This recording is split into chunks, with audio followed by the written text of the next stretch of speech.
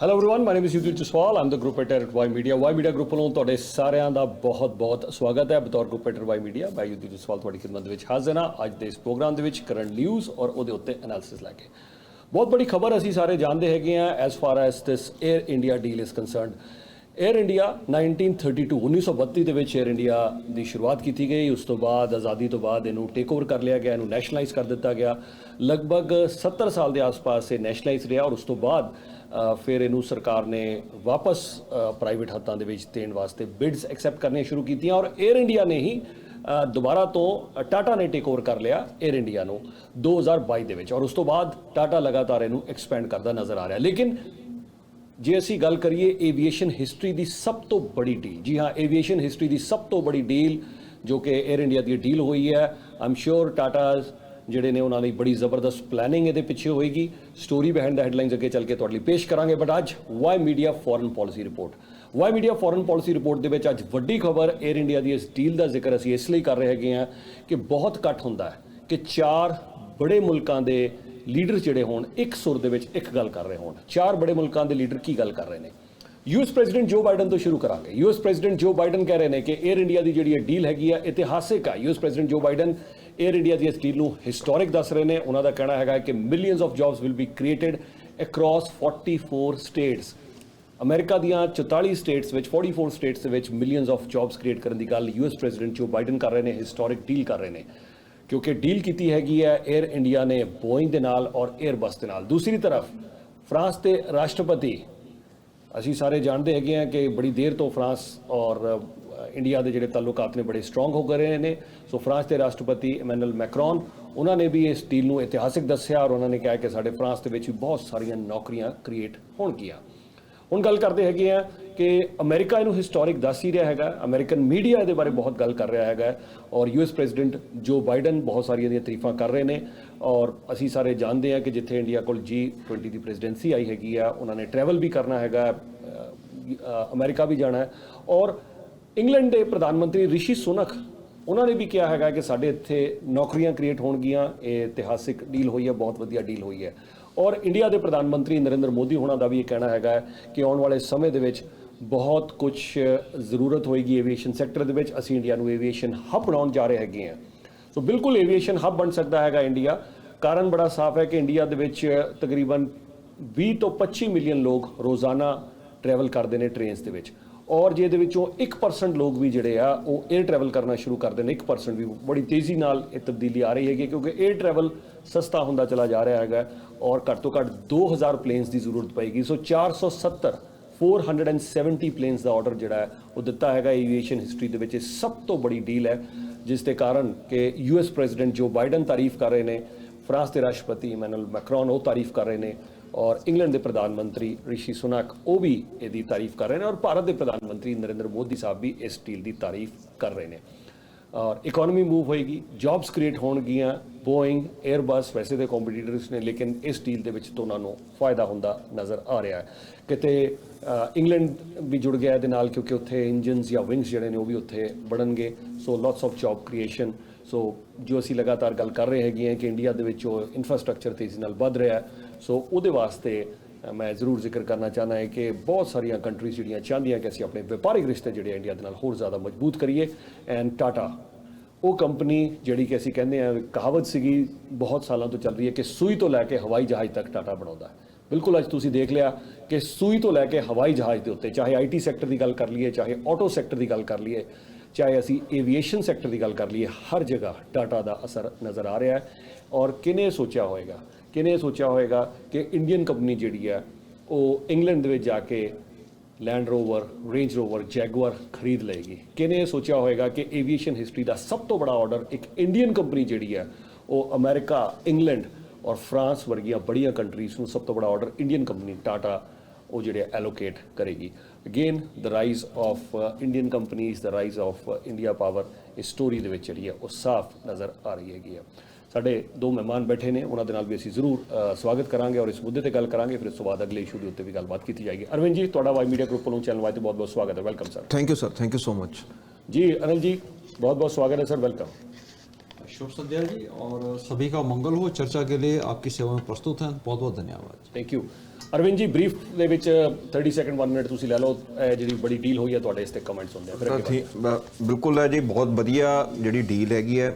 India growing population ਹੈ, ਆਉਣ ਵਾਲੇ 10-15 ਸਾਲ ਦੇ ਵਿੱਚ ਇੱਕ ਨਾਰਮਲ ਬੰਦਾ ਵੀ ਦੇਖ ਰਿਹਾ ਇੰਡੀਆ ਜੋ ਇਨਫਰਾਸਟ੍ਰਕਚਰ ਜਿਹੜਾ ਬਣ ਰਿਹਾ ਹੈਗਾ, ਰੋਡਸ ਬਣ ਰਹੀ ਆ, ਡੈਮ, ਉੱਥੇ ਪੋਰਟਸ ਬਹੁਤ ਬਣ ਰਹੇ ਆ। ਜੁਦਵੀਰ ਜੀ ਲਗਭਗ ਹੁਣ ਗੌਰਮੈਂਟ ਦੀ ਪਲੈਨਿੰਗ ਹੈ 25 ਜਿਹੜੇ 에ਅਰਪੋਰਟਸ ਹੈਗੇ ਆ ਉਹਨਾਂ ਨੂੰ ਪ੍ਰਾਈਵੇਟਾਈਜ਼ ਕਰ ਰਹੇ ਹੈਗੇ। ਓਪਨ ਮਾਰਕੀਟ ਜਿਹੜਾ ਕਨਸੈਪਟ ਹੈ ਇੰਡੀਆ ਦੇ ਵਿੱਚ 90 ਚ ਆਇਆ ਸੀ, ਲੇਕਿਨ ਇਹਦੀ ਜਿਹੜੀ ਫਰੂਟਨੈਸ ਹੈ ਹੁਣ ਆਣੀ ਸਟਾਰਟ ਹੋ ਚੁੱਕੀ ਹੈ ਇੰਡੀਆ ਨੂੰ। ਬਸ ਇੰਡੀਆ ਦੀ ਬਸ ਲੈਗ ਬੈਂਡ ਹੈ ਕਿ ਉੱਥੇ ਦੀਆਂ ਰੈਡ ਟੇਪਿਜ਼ਮ ਜਿਹੜੀ ਉੱਥੇ ਸਲੋ ਸਿਸਟਮ ਹੈਗਾ। ਤੁਸੀਂ ਦੂਸਰੀ ਕੰਟਰੀਆਂ ਚਲ ਜਾਓ, ਤਾਇਵਾਨ 'ਚ ਚਲ ਜਾਓ, ਵੀਅਤਨਾਮ ਚਲ ਜਾਓ, ਉੱਥੇ ਵਿਦਨ ਮੰਥਸ ਹੁੰਦਾ। ਇੱਥੇ ਇੰਡੀਆ ਦੇ ਵਿੱਚ ਹਜੇ ਵੀ ਈਅਰਸ ਲੱਗਦੇ ਹੈਗੇ ਆ ਕੋਈ ਵੀ ਪਾਲਿਸੀ ਨੂੰ ਇੰਪਲੀਮੈਂਟ ਕਰਦੇ ਗਰਾਊਂਡ ਰਿਐਲਿਟੀ ਦੇ ਵਿੱਚ। ਹੁਣ ਈਅਰਸ ਤੋਂ ਮੰਥਸ ਕਿਵੇਂ ਲੈ ਕੇ ਆਉਣਾ, ਇਹ ਜਦੋਂ ਤੱਕ ਜਿਹੜੀ ਰਫ਼ਤਾਰ ਨਾਲ ਤੇਜ਼ੀ ਨਾਲ ਲੈ ਕੇ ਆਉਂਗੇ ਉਸ ਤੇਜ਼ੀ ਦੇ ਨਾਲ ਬਹੁਤ ਵੱਡਾ ਜਿਹੜਾ ਏਵੀਏਸ਼ਨ ਜਿਵੇਂ ਕਿਹਾ ਹੈਗਾ ਗੌਰਮੈਂਟਸ ਨੇ ਕਿਹਾ ਹੈ ਕਿ ਬਹੁਤ ਵੱਡਾ ਹੱਬ ਬਣ ਸਕਦਾ, ਬਿਲਕੁਲ ਬਣ ਸਕਦਾ, ਕਿਉਂਕਿ ਇਨਕਰੀਜ਼ਿੰਗ ਪੋਪੂਲੇਸ਼ਨ ਹੈ, ਪਰ ਕੈਪੀਟਲ ਇਨਕਮ ਵੀ ਵੱਧ ਰਿਹਾ ਇੰਡੀਆ ਦਾ ਤੇ ਪਰਚੇਜਿੰਗ ਪਾਵਰ ਵੀ ਵੱਧ ਰਹੀ ਹੈ ਤੇ ਬੜੇ ਸਟਾਰਟਅਪਸ, ਬੜੀਆਂ ਸੈਲਫ ਇੰਪਲੋਇਡ ਜੌਬਸ ਵੀ ਬਣ ਰਹੀਆਂ ਤੇ ਫਲਾਈਂਗ ਬਹੁਤ ਜ਼ਿਆਦਾ एविएशन बहुत बड़ा पैसेंजर ਜਿਹੜਾ ਹੈਗਾ ਜਿਹੜਾ ਕਲਾइंट बेस ਹੈਗਾ इंडिया ਦੇ ਵਿੱਚ क्रिएट होगा। ठीक है Anil ji briefly 30 second 1 minute जी। देखिए जी, ये तो अद्भुत डील हुई है। मैं कुछ थोड़ी सी जानकारी भी आपके साथ साझी करना चाहूँगा। ये कार्यक्रम कोई एक दिन में नहीं हो गया, 1 साल से चल रहा था। गोपनीय गतिविधियाँ चल रही थी और जब पूरी तरह से फलित हुआ तब वो सामने आया। इस डील का जो आकार है वो इतना बड़ा है कि विश्व के 134 देशों की अर्थव्यवस्था इस डील से कम है। इसका जो डील, आप इसका आकार देखिए आप, ये एक उभरता हुआ भारतवर्ष है। एक ऐसा भारतवर्ष जब एक व्यक्ति अपने व्यक्तिगत हितों को छोड़कर राष्ट्र हित को धारण करता है, समाज हित को धारण करता है, महान योद्धा के रूप में सामने आता है, तो ऐसी डील हमारे सामने फलित होकर सामने आ जाती है। G20 हमारे पास की अध्यक्षता हमारे पास है। G20 के अंदर इस डील का बहुत बड़ा संदेश आएगा कि भारतवर्ष बदल रहा है, भारतवर्ष वैश्विक शक्ति बनने की तरफ जा रहा है। इससे बहुत कुछ सीखा जा सकता है। ये बहुत बड़ी डील है, बहुत बड़ा काम है और इसके लिए हम इनको जिसने भी इस डील के अंदर काम किया सभी को बहुत बहुत बधाइयाँ देते हैं जी। और गौरव का क्षण है क्या, क्योंकि भारतवर्ष हमारी जन्मभूमि है और जब भी जन्मभूमि के अंदर कोई ऐसा काम होगा उसे हम गौरव को धारण करेंगे। ठीक है जी। नेक्स्ट कॉल जी, चैनल वाले स्वागत है। कौन सा बोल रहे हैं जी? हेलो सत श्री अकाल जी, ਤੁਹਾਨੂੰ ਤੇ ਬਾਕੀ ਪੈਨਲ ਮੈਂਬਰ ਨੂੰ ਜਿੰਨੇ ਵੀ ਦੇਖਣ ਵਾਲੇ ਜੁੜੇ ਆ, ਸਤਿ श्री अकाल और ਜੈਸਵੀ ਸਪੋਰਟ। ਸਤਿ ਸ਼੍ਰੀ ਅਕਾਲ ਜੀ, ਯਸ਼ਵੀ ਸਪੋਰਟ ਜੀ। ਗੁਰਦੀਪ ਜੀ ਕੀ ਕਹਿਣਾ ਚਾਹੋਗੇ ਸਰ?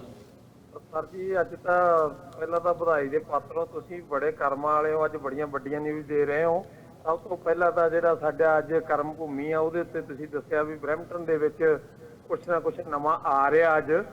ਸੋ ਇਹ ਸਾਰਾ ਕੁਝ ਜਿਹੜਾ ਕੁਝ ਵੀ ਅੱਜ ਇੰਨੀਆਂ ਵੱਡੀਆਂ ਤੁਸੀਂ ਖਬਰਾਂ ਲੈ ਕੇ ਆ ਰਹੇ ਹੋ, ਇਹ ਜੇ BBC ਵਰਗੇ ਬੈਨ ਕਰਦੇ, ਪਰ ਬਾਈ ਮੀਡੀਆ ਜਿਹੜਾ ਇਹ ਵੀ ਰਿਜ਼ਰਵ ਕਰਦਾ ਅੱਜ ਬਈ ਇਹ ਰਾਤ ਚੌਕਣੀ ਤਰੱਕੀ ਇੰਨੀ ਕੁ ਕਰੇ ਵੀ ਇਹ ਵੀ ਜਿੱਦਾਂ ਅੱਜ ਇੰਡੀਆ ਦੀ ਐਡੀ ਵੱਡੀ ਨਿਊਜ਼ ਆਈ ਹੈ ਤਾਂ ਅਸੀਂ ਬਾਈ ਮੀਡੀਆ ਦੇ ਬਾਰੇ ਭਾਵੇਂ ਲੋਕ ਅੰਦਰ ਖਾਤੇ ਗੱਲ ਕਰਦੇ ਆ, ਪਰ ਇਹ ਅਸੀਂ ਚਾਹੁੰਦੇ ਆ ਵੀ ਪੂਰਾ ਵਰਲਡ ਇਹਦੇ ਤੇ ਵੀ ਇੱਕ ਦਿਨ ਗੱਲ ਕਰੇ ਵੀ ਹਾਂ ਬਾਈ ਜੇ ਕੋਈ ਗੱਲ ਕਰਨੀ ਆ ਤਾਂ ਬਾਈ ਮੀਡੀਆ ਤੋਂ ਬਿਨਾਂ ਅਧੂਰਾ ਲੱਗੇ ਸਾਰਿਆਂ ਨੂੰ।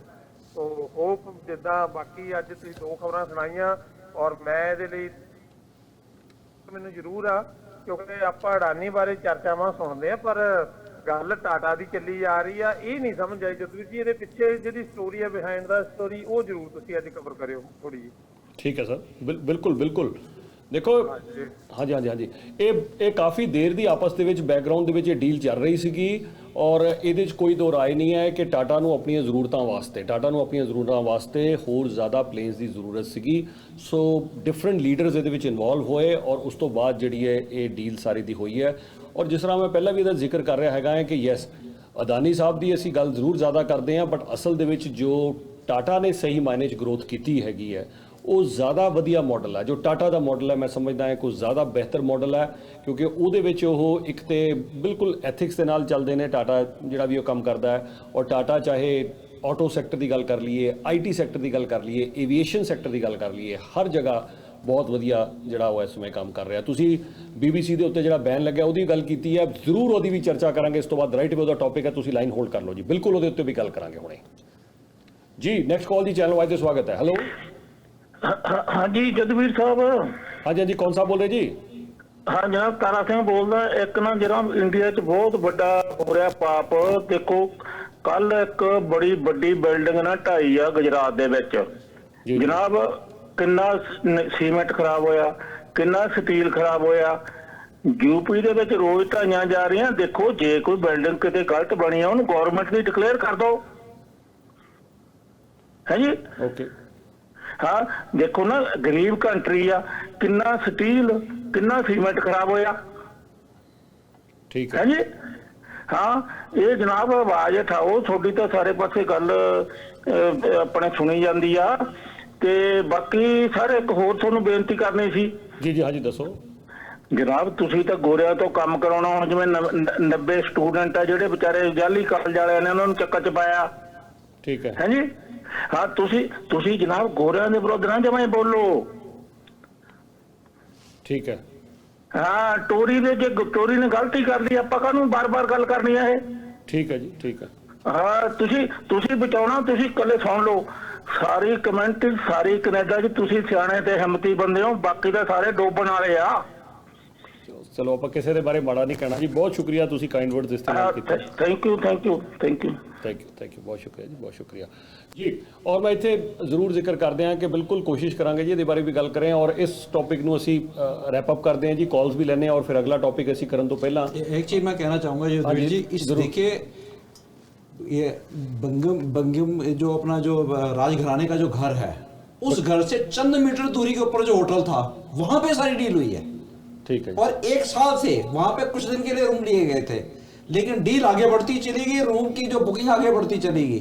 1 वर्ष लगा इस सारे काम को करने के। बकिंगम पैलेस ਦੇ ਬਿਲਕੁਲ ਨਾਲ, बिल्कुल साहब, ਬਿਲਕੁਲ ਜੀ, ਬਕਿੰਗਮ ਪੈਲੇਸ ਦੇ ਬਿਲਕੁਲ ਨਾਲ। ਔਰ ਮੈਂ ਇੱਥੇ ਵੀ ਜ਼ਰੂਰ ਜ਼ਿਕਰ ਕਰਦੇ ਹਾਂ ਕਿ ਦੇਖੋ ਮੇਨਲੀ ਕੀ ਹੈ ਕਿ ਚਾਹੇ ਉਹ US ਸੈਕਟਰ ਹੈ, ਕਿਉਂਕਿ ਜਿਹੜੀਆਂ ਫਲਾਈਟਸ ਨੇ, ਜੇ ਤੁਸੀਂ ਇੰਡੀਆ ਤੋਂ US ਲੈ ਕੇ ਜਾਣੀ ਹੈ, ਇੰਡੀਆ ਤੋਂ ਨਾਨ ਸਟਾਪ ਫਲਾਈਟਸ ਤੁਸੀਂ ਅਮਰੀਕਾ ਲੈ ਜਾਓ, ਇੰਡੀਆ ਤੋਂ ਨਾਨ ਸਟਾਪ ਫਲਾਈਟਸ ਤੁਸੀਂ ਕੈਨੇਡਾ ਲੈ ਕੇ ਆਣੀ ਹੈ, ਇੰਡੀਆ ਤੋਂ ਨਾਨ ਸਟਾਪ ਫਲਾਈਟਸ ਤੁਸੀਂ ਇੰਗਲੈਂਡ ਲੈ ਕੇ ਜਾਣੀ ਹੈ, ਇੰਡੀਆ ਤੋਂ ਨਾਨ ਸਟਾਪ ਫਲਾਈਟਸ ਤੁਸੀਂ ਸਿੰਗਾਪੁਰ, ਆਸਟ੍ਰੇਲੀਆ, ਨਿਊਜ਼ੀਲੈਂਡ ਲੈ ਕੇ ਜਾਣੀ ਹੈ, ਇੰਡੀਆ ਤੋਂ ਨਾਨ ਸਟਾਪ ਫਲਾਈਟਸ। ਸੋ ਇਹ ਬਹੁਤ ਬੜੀਆ ਜਿਹੜੀ ਇਹਦਾ ਇੱਕ ਬਹੁਤ ਬੜਾ ਜਿਹੜਾ ਮੈਂ ਸੰਗਮ ਜਿੱਦਾਂ ਕਿ ਜਿਹੜਾ ਸ਼ੇਅਰ ਹੈ ਉਹ ਇhtiyad ਕੋਲ ਹੈਗਾ, ਇhtiyad 에ਅਰਵੇਜ਼ ਕੋਲ ਹੈਗਾ, ਕਤਰ 에ਅਰਵੇਜ਼ ਕੋਲ ਇਸ ਵੇਲੇ ਹੈਗਾ। ਸੋ ਮਿਡਲ ਈਸਟ ਦੇ ਵਿੱਚ ਜਿਹੜੀਆਂ 에ਅਰਲਾਈਨਸ ਨੇ ਉਹਨਾਂ ਕੋਲ ਹੈ।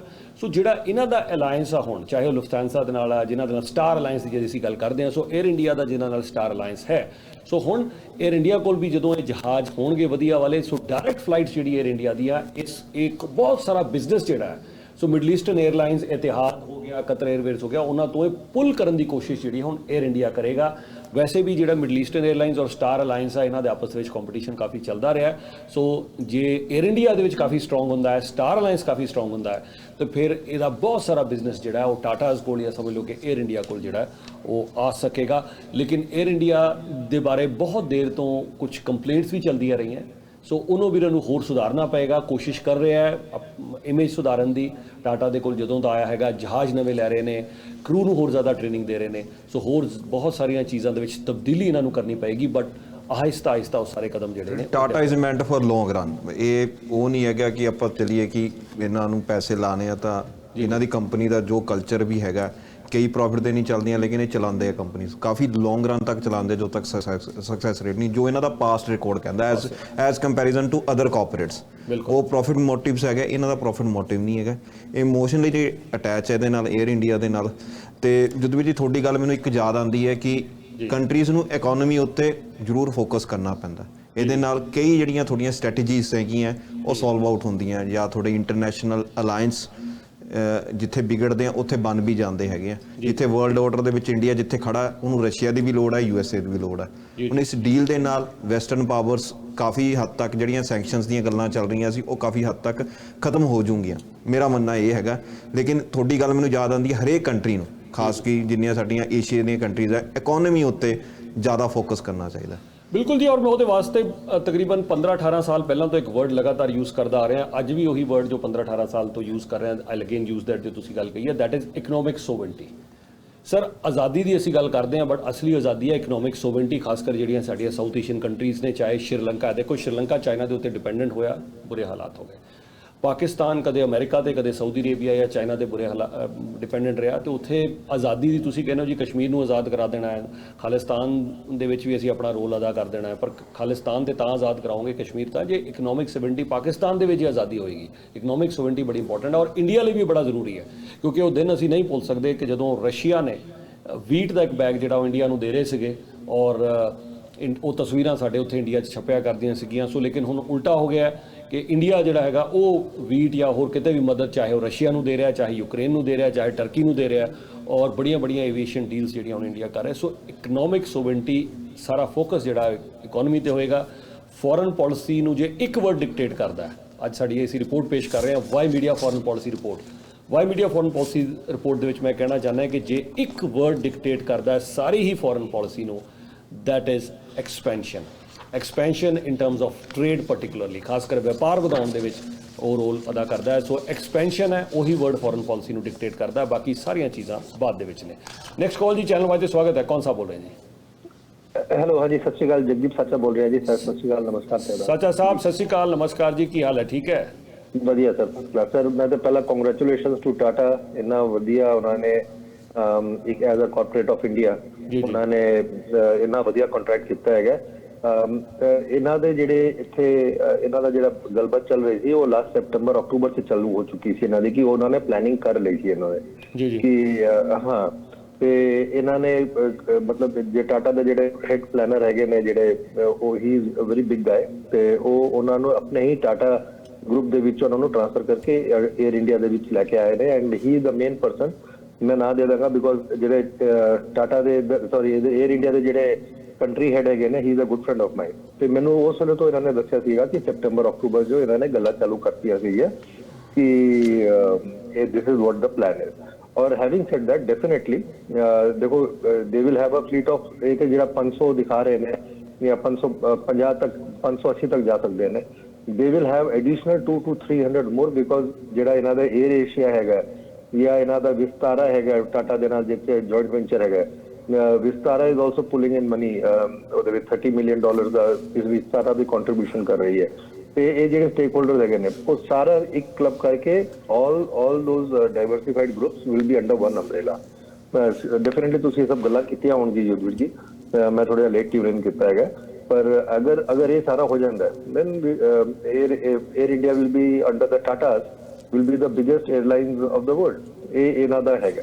ਵੈਸੇ you will be surprised, FedEx ਹੋ ਗਏ, DHL ਹੋ ਗਏ, ਇੱਕ ਕਾਰਗੋ ਪਲੇਨ ਵੈਸੇ ਹੀ ਅੱਜ ਤੋਂ ਕੁਝ ਸਾਲ ਪਹਿਲਾਂ 500 550 ਇਹਨਾਂ ਦੇ ਕੋਲ ਹੁੰਦੇ ਸੀ ਪਹਿਲਾਂ ਵੀ, ਪਰ this is a very good news and very good for India ਕਿ ਇੰਨਾ ਅੱਛੇ ਤਰੀਕੇ ਨਾਲ they are coming up in the aviation industry. ਹਾਲੇ ਤਾਂ ਬਥੇਰੇ they want to open up more than 46 airports in India, I think by next or in couple of years। ਕਾਫੀ ਅੱਛੇ ਵੱਡੇ ਪਲੈਨਿੰਗ ਨਾਲ ਚੱਲ ਰਿਹਾ ਹੈਗਾ। I think highest airports USA ਤੇ ਹੈਗੇ ਨੇ, they are in some thousands, and India ਦੇ ਵਿੱਚ they are coming up with India is also following the same pattern। ਜੀ ਯੁੱਧ ਜੀ, ਠੀਕ ਹੈ ਸਰ, ਤੁਸੀਂ ਲਾਈਨ ਹੋਲਡ ਕਰ ਲੈਣਾ ਜੀ। ਔਰ